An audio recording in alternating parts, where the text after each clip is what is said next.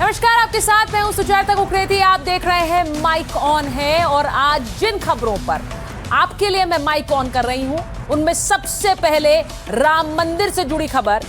योगी का बुलडोजर अब चंदा चोरों पर चलने वाला है क्या? यह आज की सबसे बड़ी खबर है, क्योंकि लगातार सवाल पूछा गया कि योगी आदित्यनाथ की सरकार का बुलडोजर अब कहां गया, चंदा चोरों के ऊपर यह बुलडोजर कब चलेगा। तो उसकी तैयारी हो गई है, ये पूरी खबर आज आपको दिखाऊंगी। इसी के साथ आज आपको बताऊंगी कि क्या ऑपरेशन 2/3 चालू है, 2 पार्टियां टूट गई हैं और क्या अब तीसरी टूटने वाली है। ये ऑपरेशन 2/3 क्यों कह रही हूं और अब कौन सी पार्टी पर टूट का खतरा मंडरा रहा है, आज ये भी आपको दिखाऊंगी। इसी के साथ आज आपको बताऊंगी बारिश से बेहाल मुंबई, महाराष्ट्र और देश के कई राज्य, लेकिन उनसे जो खबर निकल कर आ रही है, क्या जिंदगी जाए गड्ढे में गिरकर कितने लोगों की जान चली गई। आखिर सिस्टम पर सवाल उठता है कि क्या लोगों की जान इतनी ही मामूली है। आज आपको तस्वीरें भी दिखाऊंगी कि जल भराव की तस्वीरें अलग अलग राज्यों से आ रही हैं, क्या तैयारियां हैं और कैसे लोगों की जान पर बनाई। इसी के साथ आज आपको दिखाऊंगी वैभव सूर्यवंशी कब मैदान में उतरेंगे। उनके फैंस इंतजार कर रहे हैं, लेकिन उनकी बारी ही नहीं आ रही है। अब इंटरनेशनल क्रिकेट में उनका डेब्यू कब होने वाला है, इसका इंतजार हर कोई कर रहा है, लेकिन मामला फंसा कहां है, आज इसकी बात होगी। और फैंस क्यों नाराज, इसकी भी बात होगी। लेकिन सबसे पहले बात होगी राम मंदिर में चंदा चोरों पर क्या एक्शन होने वाला है।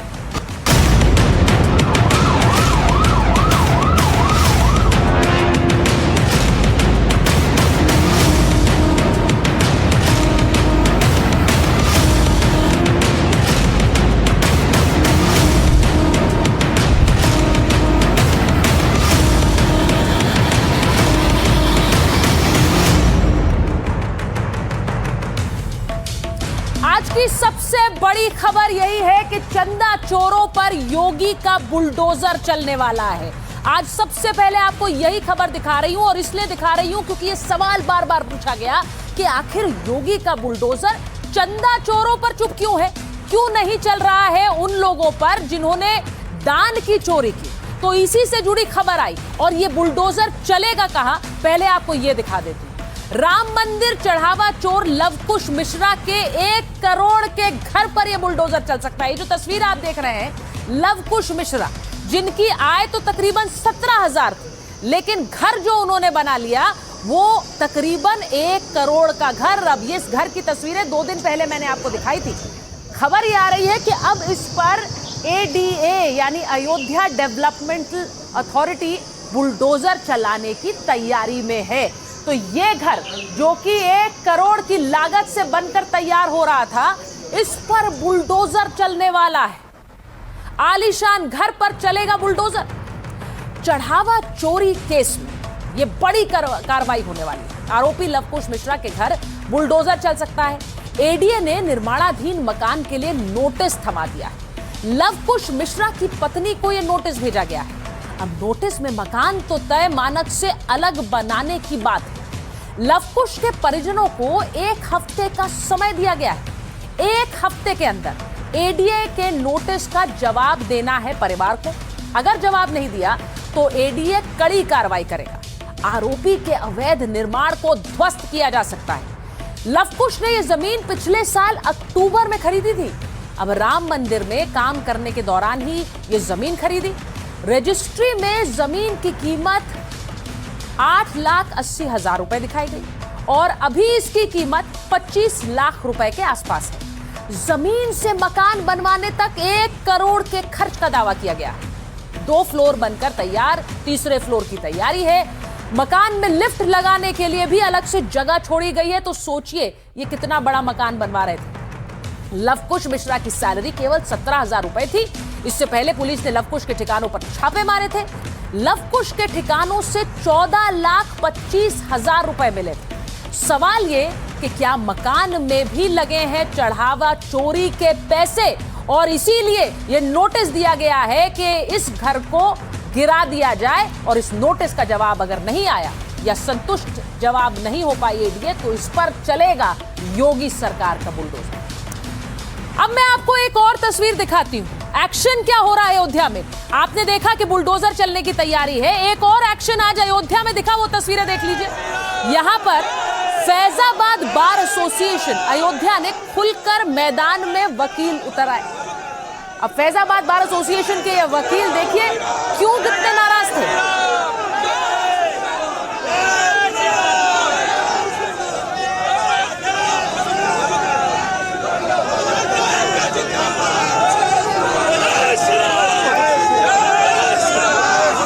कृपया रुक जाइए, कृपया रुक जाइए।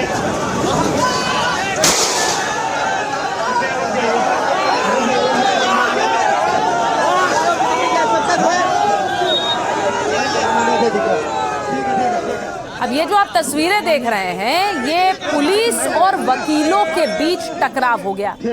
वकील चाहते थे कि चंपत राय, गोपाल राव, अनिल मिश्रा पर एफआईआर दर्ज की जाए, लेकिन पुलिस ने वकीलों को सिविल लाइंस इलाके में रोक लिया। पुलिस को वकीलों को रोकना पड़ा, लेकिन वकीलों ने अपने गुस्से का इजहार जमकर किया। तस्वीरें दिखाई। कृपया रुक जाइए, कृपया रुक जाइए।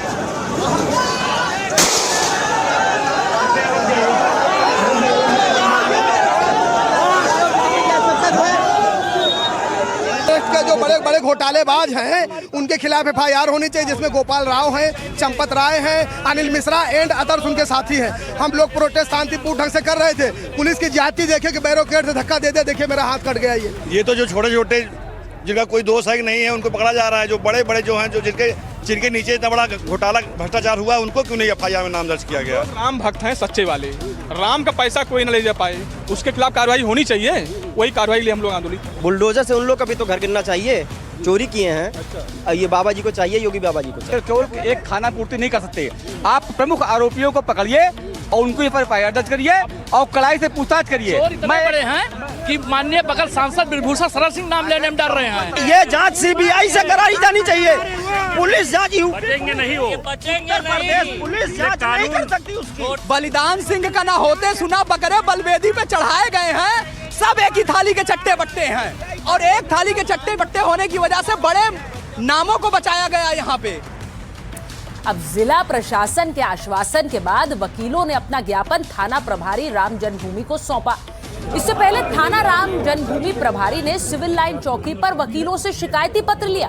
इसके बाद 5 वकीलों का प्रतिनिधि मंडल थाना राम जन्मभूमि पहुंचा, जहां एफआईआर दर्ज कराने के लिए आवेदन दिया गया। उसी की आप तस्वीरें देख रहे हैं। वकीलों का कहना है कि अगर पुलिस एफआईआर में चंपत राय, अनिल मिश्रा और गोपाल राव के नाम दर्ज नहीं करती तो वो कोर्ट में याचिका लगाकर एफआईआर दर्ज कराने की मांग करेंगे।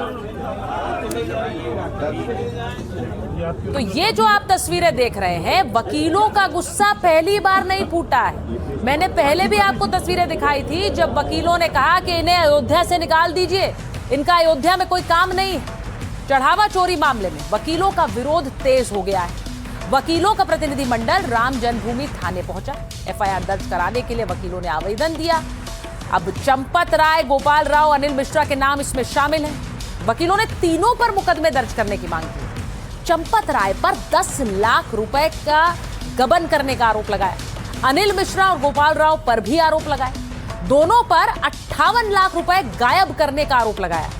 अब ट्रस्ट के पदाधिकारी और सदस्य इस चोरी में शामिल हैं, ये भी वकील कह रहे हैं। आरोप लगा रहे हैं कि संगठित गिरोह बनाकर ये चोरी की गई। मामला सामने आने के बाद चोरी के सबूत इन्होंने गायब कर दिए। वकील आरोप लगा रहे हैं कि जिम्मेदार लोगों को बचाया जा रहा है और छोटी मछलियों को जेल में डाला जा रहा है। और इसीलिए आज वकीलों के इस प्रदर्शन के बाद अयोध्या में मामला और सियासत गर्मा गई। जांच के लिए आज एसआईटी की टीम फिर अयोध्या पहुंची। उसकी तस्वीरें आपको दिखा रही। मंदिर के कुछ और कर्मचारियों से पूछताछ की। इन सभी को नोटिस देकर बुलाया गया था। तो एसआईटी की टीम लगातार जांच कर रही है और उसी जांच के तहत अयोध्या में आज एसआईटी की टीम फिर से पहुंची है। आपको मैंने पहले भी बताया कि एसआईटी की ये प्रारंभिक जांच पूरी नहीं है और अब जांच के लिए और समय बढ़ा दिया गया है। इस पूरे मामले पर आम अयोध्या वासी क्या सोच रहे हैं, जरा देखिए।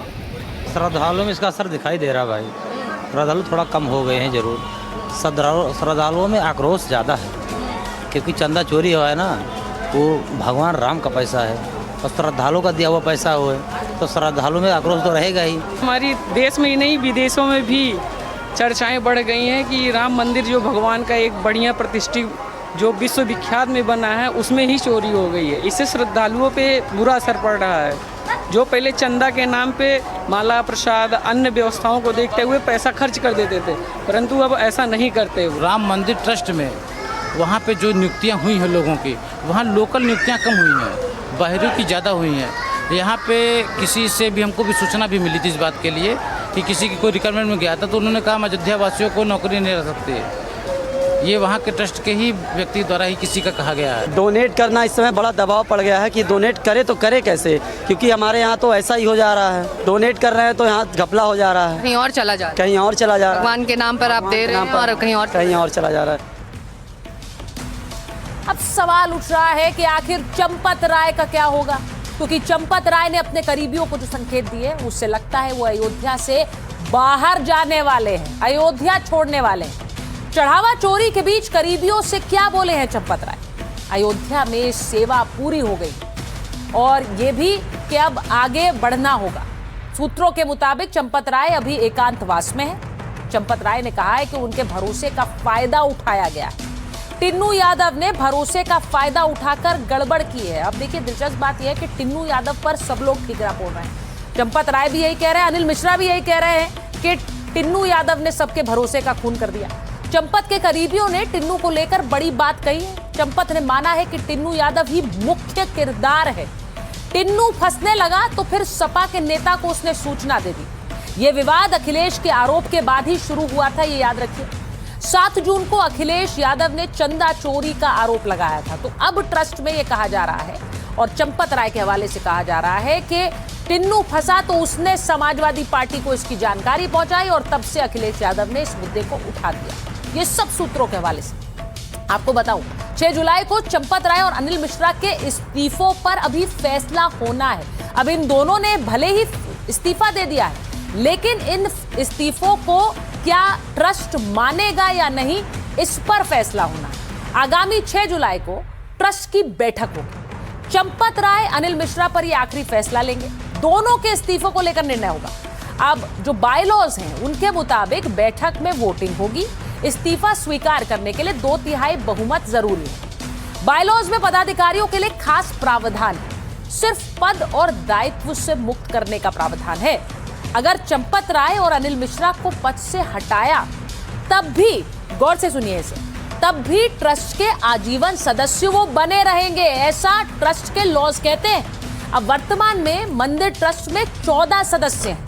14 में से 2 सदस्य अपना इस्तीफा सौंप चुके हैं, लेकिन इसके बावजूद अगर उनका इस्तीफा स्वीकार भी हो जाए तो क्या वो आजीवन ट्रस्ट में बने रहेंगे इस दान चोरी के बाद भी? ये भी बड़ा सवाल है, इसका जवाब अभी मिलना बाकी है। लेकिन मैं आपको बताऊं कि श्री राम जन्मभूमि तीर्थ क्षेत्र ट्रस्ट में कौन कौन वो चेहरे हैं जो तय करेंगे कि ये दोनों के इस्तीफे माने जाएंगे कि नहीं। तो जो सदस्य हैं, 15 सदस्य आपको दिखा रही हूं टेलीविजन पर, ये ट्रस्ट में कौन कौन लोग शामिल हैं जो तय करेंगे इस्तीफा किसका होगा 14 सदस्यों में। अब देखिए, महंत नृत्य गोपाल दास जो कि अस्वस्थ रहते हैं, चंपत राय जिन्होंने इस्तीफा दे दिया, ट्रस्ट के जो सदस्य हैं जो अयोध्या के राजा हैं जिनके निधन के बाद वो पद खाली है, और अनिल मिश्रा जिन्होंने इस्तीफा दिया है। तो ये तो 4 सदस्य हो गए, इनका कोई वोट नहीं। अब उसके बाद के पराशरण जो कि वोट देंगे, वासुदेवानंद महाराज वो भी वोट देंगे, अब इसी के साथ विश्व प्रश्नार्थी महाराज ये भी वोट देंगे, परमानंद गिरी जी, गोविंद देव गिरी महाराज जी, इसी के साथ महंत दिनेंद्र दास जी ये भी वोट देंगे, और कृष्ण मोहन जी और नृपेंद्र मिश्र जो कि निर्माण समिति के अध्यक्ष हैं, इनका भी वोट काउंट होगा। तो ये सारे सदस्य वो हैं जिनके वोट माने जाएंगे। इनमें से 2/3 ने अगर वोट दिया इनके इस्तीफों के समर्थन में तो इनके इस्तीफा माना जाएगा। बाकी के 3 सदस्य, प्रशांत लोखंडे जो कि IAS हैं, केंद्र सरकार के प्रतिनिधि हैं, संजय प्रसाद जो IAS हैं, प्रतिनिधि हैं यूपी सरकार के, और शशांक त्रिपाठी IAS हैं, जिलाधिकारी अयोध्या, इन तीनों को वोट का अधिकार नहीं है। तो जो बीच की पंक्ति के आप नाम देख रहे हैं, ये तय करेंगे कि इन दोनों के इस्तीफे माने जाएंगे या नहीं। ये 8 नाम, यानी कि अगर इनमें से 2/3 ने कहा हाँ तो इस्तीफा मंजूर होगा। अब क्या कोई ऐसा होगा जो कहेगा इस्तीफा मंजूर मत करिए? इसके बारे में भी समझिए, ये हो सकता है कि नहीं। अब आपको बताऊं, वोटिंग के बाद समीकरण क्या हो सकते हैं, इन्हीं की बात मैं कह रही हूं। इस्तीफा स्वीकार्य ना हो तो क्लीन चिट दे दी जाएगी, इस्तीफा स्वीकार्य होगा तो क्लीन चिट मिल जाए, और इस्तीफा स्वीकार्य हो इसके बावजूद इन्हें बाहर कर दिया जाए। तो ये सारे समीकरण बन सकते हैं, लेकिन इनके बावजूद सबसे बड़ा सवाल इसी पर बना हुआ है कि जो आजीवन सदस्य रहेंगे इस ट्रस्ट के, उस पर क्या कोई निर्णय लिया जा सकता है इन दोनों पर ही, वो सवाल अभी भी बना हुआ है। अब आपको बताऊं कि राम मंदिर से चढ़ावा चोरी की केवल जांच ही नहीं, बल्कि इस मुद्दे पर सियासत हो रही है। नेताओं को इस मुद्दे के जरिए 2027 का रास्ता नजर आ रहा है। न भारतीय जनता पार्टी को दान मिलने जा रहा है और न वोट मिलने जा रहा है। जो लोग जय श्री राम के कहने पर लाठी चलाते थे, आज वे कहते हैं कि आस्था के साथ खिलवाड़ हो रहा है। उत्तर प्रदेश की राजनीति का सियासी पारा हाई। 2027 में चुनाव है, ऐसे में चढ़ावा चोरी के बहाने राम नाम का शोर जोरों पर सुनाई दे रहा है। क्या पक्ष क्या विपक्ष, सभी राम के सहारे हैं, और इसी सहारे से 27 की नैया पार लगाने की कोशिश हो रही है। इस बार भारतीय जनता पार्टी को न चंदा मिलने जा रहा है, न भारतीय जनता पार्टी को दान मिलने जा रहा है, न चढ़ावा मिलने जा रहा है और न वोट मिलने जा रहा है। दावा हो रहा है कि अगर सरकार को चढ़ावा चोरी का असर देखना है तो चुनाव कराकर देख ले, हकीकत पता चल जाएगी। अब जनता भी इंतजार कर रही है कि अपना वोट के माध्यम से इनको हटाने का काम करेंगे। जो लोग चुनाव नवंबर में कराना चाहते थे, सितंबर में करा दें, हम लोग तैयार हैं। समाजवादी पार्टी ही नहीं, कांग्रेस भी राम मंदिर के मुद्दे पर हमलावर है। केसु वेणुगोपाल ने प्रधानमंत्री नरेंद्र मोदी को चिट्ठी लिखकर सुप्रीम कोर्ट की निगरानी में जांच की मांग की है। केसु वेणुगोपाल ने चिट्ठी में लिखा कि ये इतनी बड़ी धोखाधड़ी है जिसमें सैकड़ों करोड़ रुपए के आरोप शामिल हैं। हिंदू आस्था, धर्म और जीवन जीने के तरीके के साथ ये सबसे बड़ा धोखा है। बिना किसी भेदभाव की इसकी जांच होनी चाहिए। सरकार का शुरू से रवैया यही है कि किसी तरह अपने लोगों को बचाया जाए, क्योंकि वो जो प्रबंधन में जो लोग थे, जो लोग ट्रस्ट में थे, वो सब भारतीय जनता पार्टी या संघ परिवार से जुड़े हुए लोग थे। जांच पर उठ रहे सवाल और विपक्ष के आरोपों पर बीजेपी भी हमलावर है। सवाल पूछे जा रहे हैं कि जिन लोगों ने कार सेवकों पर गोलियां चलवाई, राम भक्तों पर लाठियां मारी, वो किस हक से आरोप लगा रहे हैं। आप अखिलेश यादव जी जो रामद्रोही परिवार है उसके सवाल कोई बयानबाजी पे सवाल करते हो। वो स्वयं चाहते हैं कि राम जन्मभूमि की जगह बाबरी मस्जिद बन जाए, लेकिन उनकी चाहत पूरी नहीं, वहाँ रामलला का भव्य मंदिर बन गया। अब सवाल है कि चढ़ावा चोरी के नाम पर चल रहे आरोपों के खेल में कौन किसको आउट करेगा, क्योंकि विपक्ष के खिलाफ मोर्चा संभालते हुए सीएम योगी आदित्यनाथ ने भी आरोपों की बौछार कर दी है। जो लोग जय श्री राम के कहने पर लाठी चलाते थे और राम मंदिर के लिए कार सेवा करने आए हुए राम भक्तों पर गोलियां चलाते थे, आज वे कहते हैं कि आस्था के साथ खिलवाड़ हो रहा है। ये आस्था के साथ खिलवाड़ नहीं, जो अपराधी होगा उसके खिलाफ कठोरता पूर्वक कार्रवाई होगी, लेकिन हिंदू आस्था के साथ किसी को खिलवाड़ करने के लिए छूट नहीं देंगे। साफ है कि चुनावी साल में राम नाम का शोर तो है, लेकिन जोर पूरा सियासत पर है। विपक्ष का सीधा निशाना श्री राम जन्मभूमि तीर्थ क्षेत्र ट्रस्ट के बड़े पदाधिकारियों के साथ साथ योगी आदित्यनाथ सरकार पर भी है। वैसे तो ये लड़ाई चढ़ावा चोरी को लेकर नजर आ रही है, लेकिन इसके पीछे कोशिश 2027 की सत्ता हासिल करने की है। सवाल है, क्या चढ़ावा चोरी का ये मुद्दा यूपी की सियासत का रुख मोड़ पाएगा? Bureau report, NDTV India. और अब आपको बताती हूं कि कैसे राम नाम की ये लड़ाई चढ़ावा चोरी के साथ साथ संविधान पर आ गई है। अब अखिलेश यादव, जो कि समाजवादी पार्टी के प्रमुख हैं, यूपी के मुख्यमंत्री रह चुके हैं, वो सीधे सीधे आरोप लगा रहे हैं कि पहले दान की चोरी की, अब संविधान की चोरी कर रही है बीजेपी। वो ऐसा क्यों कह रहे हैं? अखिलेश यादव सीधे कह रहे हैं कि विधायकों, सांसदों को तोड़कर अपनी पार्टी में शामिल करने का काम संविधान के साथ खिलवाड़ है, इसीलिए दान चोरी फिर संविधान चोरी। सबसे पहले सुनिए क्या कहा अखिलेश यादव। मर्यादा का पहला नाम प्रभु श्री राम और दूसरा नाम संविधान। और अब संविधान और लोकतंत्र से भी सरकार खिलवाड़ करने की तैयारी कर रही है। इस बार भारतीय जनता पार्टी को न चंदा मिलने जा रहा है, न भारतीय जनता पार्टी को दान मिलने जा रहा है, न चढ़ावा मिलने जा रहा है और न वोट मिलने जा रहा है। अब मैं आपको बताती हूं कि अखिलेश का इशारा किधर है। अखिलेश क्यों कह रहे हैं कि संविधान को की चोरी कर रहे हैं, ये सांसदों पर डाका डाल रहे हैं। जरा बताती हूं कि अखिलेश यादव क्यों कह रहे हैं। टीएमसी 20 सांसदों ने पार्टी छोड़ी है, 60 विधायक बागी हो गए हैं। ये टीएमसी में हुआ। इसी के साथ शिवसेना यूबीटी यानी उद्धव गुट में क्या हुआ, शिवसेना यूबीटी के 6 सांसद एकनाथ शिंदे के साथ चले गए, तो 2 दल टूट गए। इसके बाद तीसरा दल, अब आपको बताऊं, सपा के अंदर सांसदों की बगावत की अटकलें, यानी अखिलेश यादव की खुद की पार्टी में बगावत की अटकलें चल रही हैं। ये हो गया तीसरा दल। और इसके साथ साथ अब जो खबर है, एनसीपी शरद पवार, इसके 8 सांसद क्या पार्टी छोड़ सकते हैं, यानी कि 1 2 3 4 पार्टियों में टूट की संभावना। इसी पर अखिलेश यादव इशारा कर रहे थे कि क्या ये पार्टियां टूटेंगी, क्योंकि सिर्फ दान नहीं लूट रही है पार्टी बीजेपी, वो सांसद और विधायक भी लूट रही है। तो ये अपने आप में बड़ी खबर इसलिए है क्योंकि आज शिवसेना को लेकर, आज टीएमसी को लेकर भी खबर आई और एनसीपी शरद पवार को लेकर भी खबर आई। क्या फिर टूटने वाली शरद पवार की एनसीपी? मॉनसून सत्र से पहले कुनबा बढ़ाने की कोशिश हो रही है क्या? एनसीपी शरद पवार के सांसदों पर एनडीए की नजर है क्या?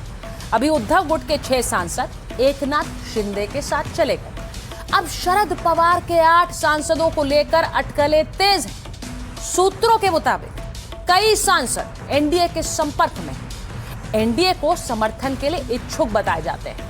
कांग्रेस में विलय की अटकलों से ही सांसदों में बेचैनी शुरू हुई है। बीच में खबर आई कि शरद पवार अपनी पार्टी का विलय कांग्रेस में कर सकते हैं। हालांकि इसको लेकर उन्होंने बाद में सफाई भी दी। 2029 में अपनी संभावनाओं को लेकर आश्वस्त नहीं, कई का मानना है कि कांग्रेस में विलय से नुकसान हो जाएगा, यानी पार्टी के अंदर ही इसे लेकर एक स्पेकुलेशन शुरू हो गई। पार्टी के सांसदों को लगा कि अगर ये विलय हो गया तो उनकी राजनीति का एक अंत भी हो सकता है, संसद में वापसी की संभावनाएं बहुत कम हो जाएंगी। एनडीए से संपर्क की खबरों के बीच एक सांसद ने बताया कि लोकसभा और विधानसभा चुनाव 3 साल दूर है। राज्य और केंद्र दोनों सरकारों से दूरी बनाना मुश्किल है। विरोध करना संसदीय क्षेत्रों में कठिनाई पैदा कर सकता है। अब आगामी बिलों को लेकर सांसदों से बात हुई, यह भी कहा जा रहा है, और महिला आरक्षण और परिसीमन बिल के लिए रास्ते तलाशे जा रहे हैं। पता लगाया जा रहा है कि क्या सांसद समर्थन करेंगे, क्या उपस्थित रहकर आंकड़ा कम करने में मदद करेंगे।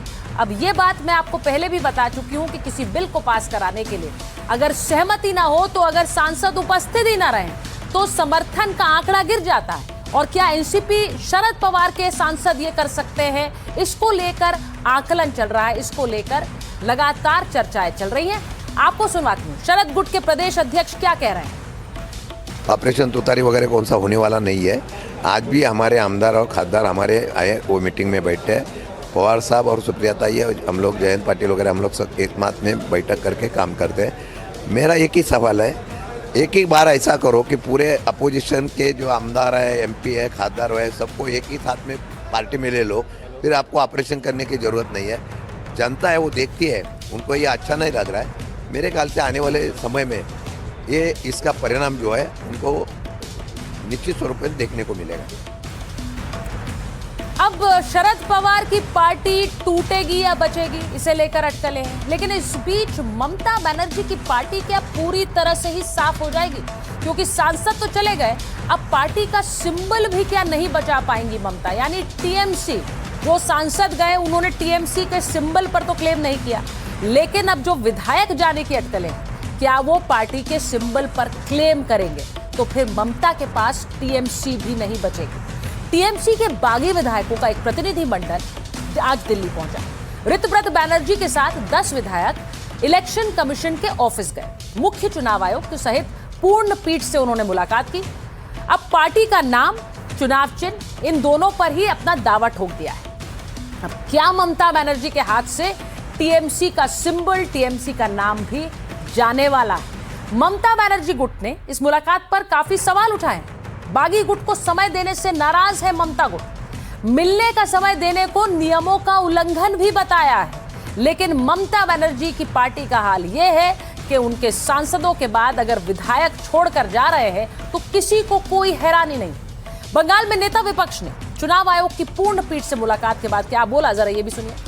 हम लोग ऑल इंडिया तृणमूल कांग्रेस है, मेजॉरिटी 2/3 से भी ज्यादा majority MLAs are with us, corporators are with us. 22 तारीख हम लोग मिले, 23 तारीख ही हम लोग यहाँ हमारा रिप्रेजेंटेशन भेज के जमा किए थे हमारा चिट्ठी, और तभी ये उन लोगों से गुजारिश किए थे कि पूरी बेंच अगर हम लोगों को एक अपॉइंटमेंट देगा बहुत बढ़िया होगा।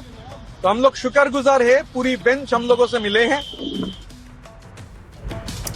अब टीएमसी के सिंबल को लेकर खींचतान हो रही है और इस खींचतान पर बयानों से सियासत भी हावी है।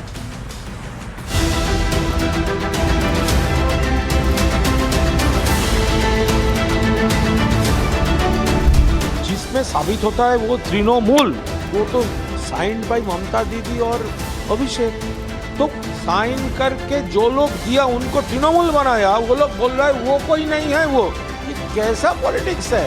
ये भाजपा स्पॉन्सर्ड पॉलिटिक्स है। तो टीएमसी पार्टी के दान लेकर जब नुमाइंदे बने तो वो कैसे संस्था के सर पर बैठ सकते हैं? इन्हीं की दान लेकर तो बनी हो, तो ये खुद को मजाक की पात्र बना रहे हैं, हास्यास्पद कर रहे हैं। टीएमसी गई, टीएमसी तो जा चुकी है, अब टीएमसी नाम का कुछ नहीं बचा है। वो वहाँ पे भुआजी और भतीजा दो ही रहेंगे और कोई वहाँ बचेगा नहीं। अरे इलेक्शन कमीशन है, ये कुछ भी कर सकता है। इसके बारे में मालूम है, शेड्यूल 10 के 1 में लिखा हुआ है कि पूरा पॉलिटिकल पार्टी अगर टीएमसी है तो उसका चेयरपर्सन ममता बंदोपाध्याय है, वो उसका पूरा टीम, एग्जीक्यूटिव कमेटी, उसका ऑफिस बियरर, नीचे डिस्ट्रिक्ट, डिस्ट्रिक्ट से ब्लॉक, ब्लॉक से ग्राम, तब तक जब तक 2/3 लोग नहीं जाएगा, उसके साथ में 2/3 एमपी या एमएलए साथ में नहीं जाके किसी के साथ ज्वाइन करेगा, तब तक आप हो ही नहीं सकता।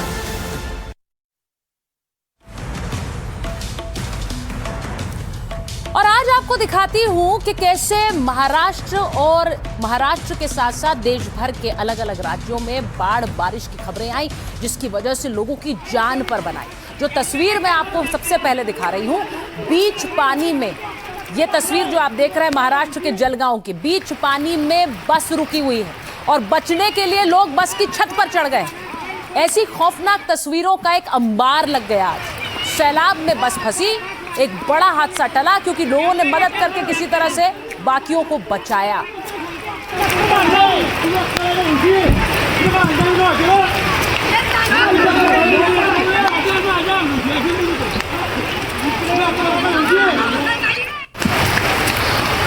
अब आपको दूसरी तस्वीर दिखाती हूँ थाने की। अब आपको दिखाती हूँ वसई इलाके का हाल। वसई में देखिए कैसे पूरी की पूरी गाड़ी फंसी हुई थी। ये थाने की तस्वीर है।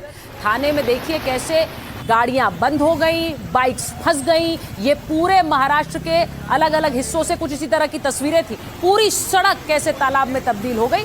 और ये एक जगह का हाल नहीं था, ये महाराष्ट्र के कई इलाकों का कुछ इसी तरह का हाल था। अब वसई की यह हालत देख लीजिए। मूसलाधार बारिश में गाड़ी कैसे बहती चली गई। पूरी की पूरी गाड़ी पानी में बहती हुई नजर आई और कोई कुछ नहीं कर पा रहा था। पानी का बहाव ही कुछ ऐसा था।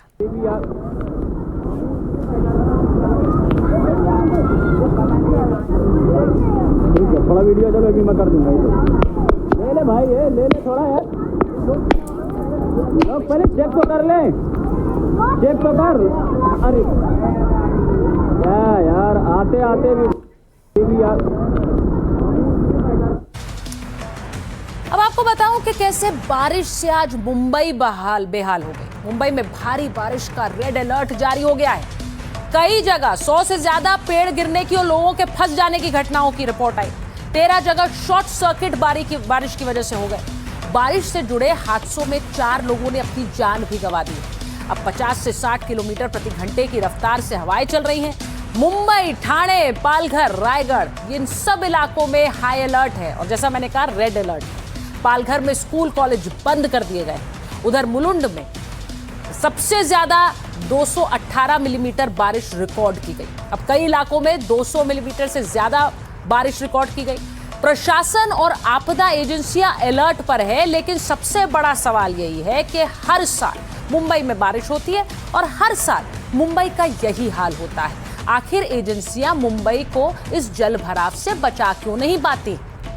एक रिपोर्ट आपको दिखाती हूं जिसके चलते आप ये भी समझेंगे कि इस जल भराव से अलग अलग राज्यों में कैसे लोगों की जान पर बनाई और फिर पूछना पड़ता है कि क्या लोगों की जान वाकई गड्ढे में है।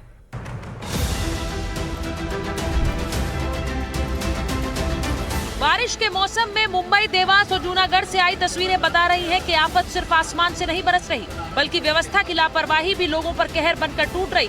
3 शहर 3 हादसे, लेकिन कहानी एक जैसी है। देवास में सड़क चौड़ीकरण के लिए खोदे गए गड्ढे बारिश में छिप गए और एक महिला स्कूटी समेत उनमें जा गिरी। जूनागढ़ में सड़क खोदने के बाद मरम्मत अधूरी छोड़ दी गई। नतीजा ये हुआ कि पानी से भरे गड्ढे में एक बाइक सवार को अस्पताल पहुंचा दिया। और मुंबई की ये तस्वीर देखिए, हालात सबसे भयावह रहे, जहां जल भराव के बीच खुला मैनहोल एक व्यक्ति की जिंदगी निकल गया। सवाल ये कि आखिर हर साल बरसात से पहले तैयारियों के दावे करने वाले नगर निगम बारिश की पहली परीक्षा में ही फेल क्यों हो जाते हैं? करोड़ों रुपए खर्च होते हैं, लेकिन सड़कें सुरक्षित नहीं होती। गड्ढे भरने के दावे होते हैं, लेकिन गड्ढे ही हादसों की वजह बन जाते हैं।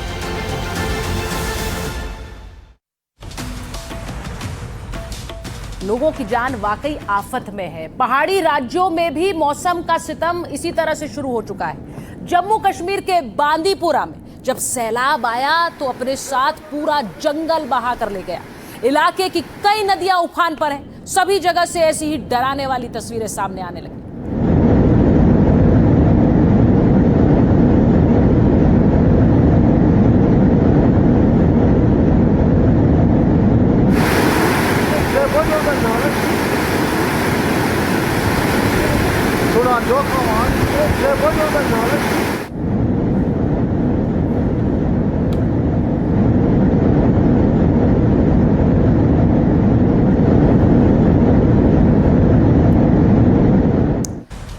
उधर बिहार में भी बारिश शुरू हो चुकी है, लेकिन बक्सर में तैयारियों की पोल एक बारिश ने खोल दी। बक्सर में एग्जाम मटेरियल आया था, उसके बंडल अचानक बारिश के पानी के साथ बाहर निकल गए, बहने लगे। ये एग्जाम मटेरियल स्कूलों तक पहुंचाने के लिए तैयार हुआ था, लेकिन बारिश ने पूरा खेल ही बिगाड़ दिया। जिन क्वेश्चन पेपर्स को छात्रों तक पहुंचना था, वो पानी में किसी कागज की नाव की तरह तैरने लगे।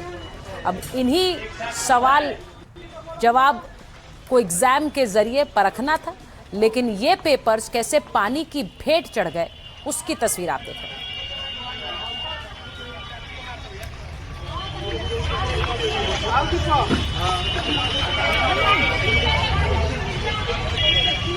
और इसी क्रम में एक तस्वीर सोमनाथ से आ रही है। गिर सोमनाथ में कैसे मैनहोल में एक शख्स गिरा। स्कूल से 2 बच्चों को लेकर साइकिल से जाते समय यह हादसा हुआ। वहां मौजूद लोगों ने तीनों को बाहर निकाला। बारिश से प्रभास पाटन इलाके में जल भराव हो गया था। ये देखिए, साइकिल से जा रहा था, खुले मैनहोल में गिरने की यह घटना सीसीटीवी में कैसे कैद हो गई। नगर पालिका की लापरवाही से लोग बेहद नाराज है। छोटा बच्चे साइकिल पर सवार थे। ये देखिए, जैसे ही आगे गए बच्चे दोनों मैनहोल में कैसे धंसने लगे। ये तस्वीरें आई और इन तस्वीरों के वायरल होने के बाद, सीसीटीवी में दिखने के बाद, वहां आम लोगों का गुस्सा फूटा है। अब आपको ये बताऊं कि बारिश के बीच एक बेहद डरावनी घटना भी सामने आई, जहां सड़क पार कर रही एक लड़की बाल बाल बची। दरअसल एक पेड़ अचानक भरभरा कर गिर पड़ा। जिस वक्त यह हादसा हुआ, ठीक उसी समय एक लड़की वहां से सड़क क्रॉस कर रही थी, लेकिन गनीमत यह रही कि उसकी जान बच गई और ये पूरी घटना सीसीटीवी में कैद हुई है।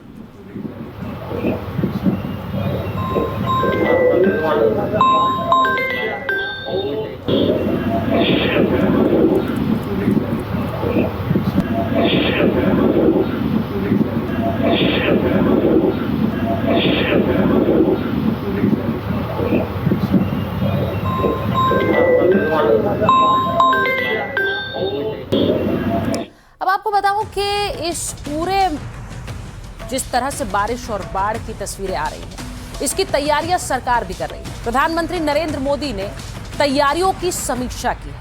कैबिनेट में मॉनसून हालात पर चर्चा की गई है, क्योंकि जो आप तस्वीर देख रहे हैं इसमें आपको सूखा नजर आ रहा है, लेकिन हो तो बारिश रही है।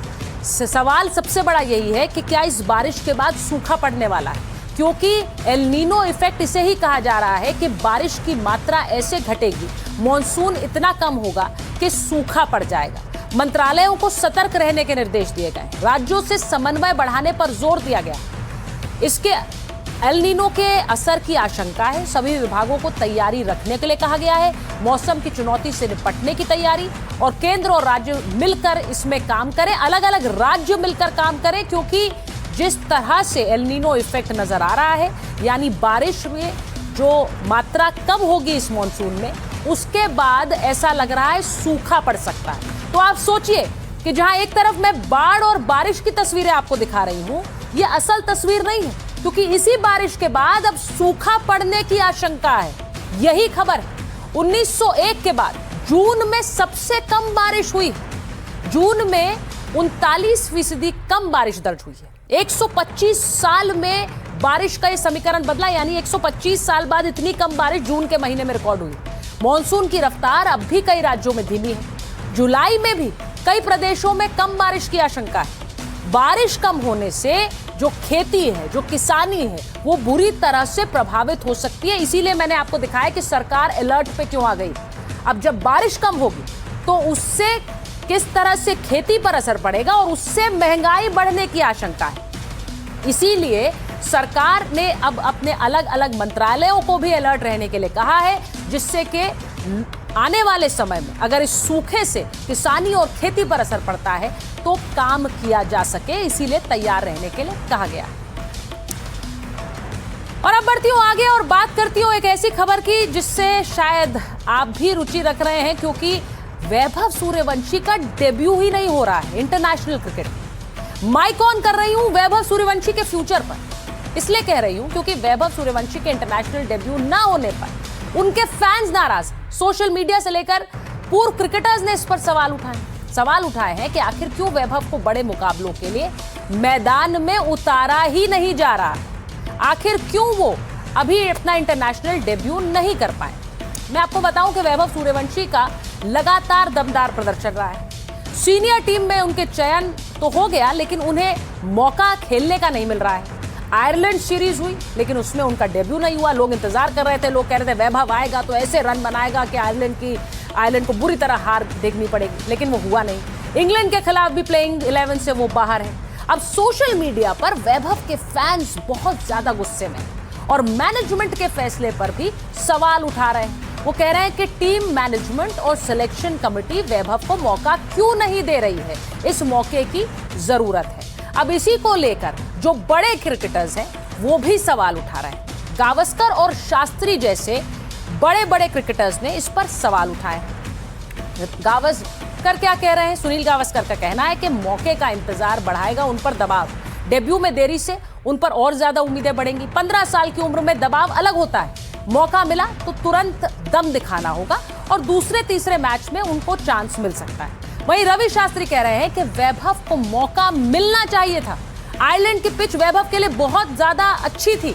वैभव वहां लंबे लंबे छक्के लगा सकते थे और आईपीएल में वैभव हर गेंदबाज की पिटाई कर चुके हैं, फिर उन्हें बेंच पर क्यों बिठाया जा रहा है? तो ये जब सवाल उठ रहे हैं तो इन्हीं से उनके फैंस का जो गुस्सा है वो और ज्यादा बढ़ रहा है। माइक ऑन है में आज के लिए फिलहाल इतना ही। आपसे मुलाकात होगी कल रात 8 बजे।